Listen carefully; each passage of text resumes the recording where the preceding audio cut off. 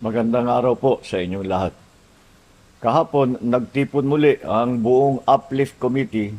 Kasama dyan ay ang Executive Secretary, mga kalihim ng Department of Energy, ang Department of Transport, ang DSWD, ang Department of Agriculture, Department of Finance, ang Department of Development at ang DBM. Magbula pa man nang nagsimula ang gulo sa Middle East, agad na kami nagpupulong ang mga miyembro ng Uplift at tinitignan namin ang dapat tugisin sa iba't ibang mga sektor. Kaya continuation lamang po ito na aming isang buwan ng ginagawa. At formal nating itinatag ang Uplift upang mas mabilis na maprotektahan ang bawat Pilipino. Simulan po natin sa pagkain. Kapag tumaas kasi ang presyo ng langis, sumusunod ang presyo ng pagkain. Yun ang ayaw naming mangyari. Nagrekomenda ng National Price Coordinating Council na price cap na 50 pesos bawat kilo sa imported na well-milled rice. At ilalabas natin ang executive order para maipatupad na ito sa lalong madaling panahon. Pinalalawak din ang 20 peso rice program. May 627 na ng center sa buong bansa. Ito ay naging mas malawak dahil dati ang aming pinoprovide sa 20 pesos rice ay 600 tons. Ay ngayon umakyat na sa 2,000 tons dahil tumaas ang demand. Meron ding dadating na tulong galing sa Presidential Assistance to Farmers, Fisherfolk and Families. Mahigit 4 na milyong benepisyaryo ang makakatanggap ng 2,325 pesos bawat isa sa Abril. Mayroon ding fuel subsidy para sa mahigit na 40,000 na magsasaka. Ang ating naman mga mangingisda makakatanggap na ng halos 100,000 na fuel card at fuel voucher. Sa ngayon, ang presyo ng basic necessities at prime commodities ay nananatiling nasa suggested retail price levels. Kasama na dito ang bigas. Ito po ang mga primary commodities, 205 na commodities na kinokontrol po natin ang presyo. Patuloy tayong nakikipag-usap sa manufacturer at retailer na hindi sila magtaas muna ng presyo hanggang sa susunod na buwan. Sa ilalim din ng EO 110, binigyan natin ang DOE, PNOC at PNOCEC ang kapangyarihang kumilos ng mas mabilis sa pagbili ng langis. At ginawa naman nila ito.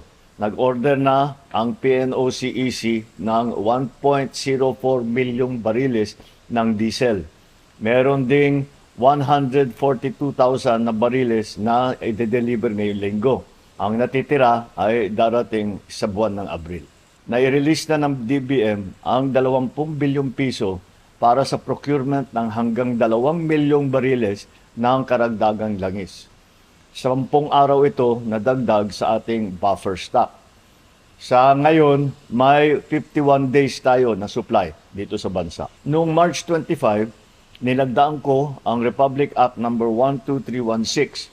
Itong batas na ito ay nagbibigay sa akin ng kapangyarihang suspindihin ang excise tax sa langis kapag kinakailangan. Magtatagpo ang DBCC ngayong linggo para ibigay ang kanilang pag-aaral dito sa bagay na ito sa excise tax. Sa visa ng EO 110, may kakayahan na ang Department of Energy na magrekomenda ng aksyon sa ERC tungkol sa operasyon ng tinatawag na Wholesale Electricity Spot Market o WESM upang mabantayan ang presyo ng kuryente at maiwasan ang biglaang pagtaas nito.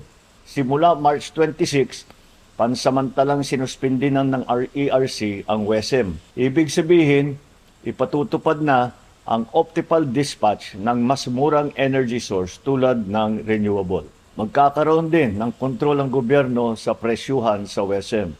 Kasalukuyan itong inaayos na ng ERC. At para sa pangmatagalang solusyon, matagumpay na nag-drill ang Camago 3 well. Nagpo-produce ito ng hanggang 60 million cubic feet ng gas bawat araw.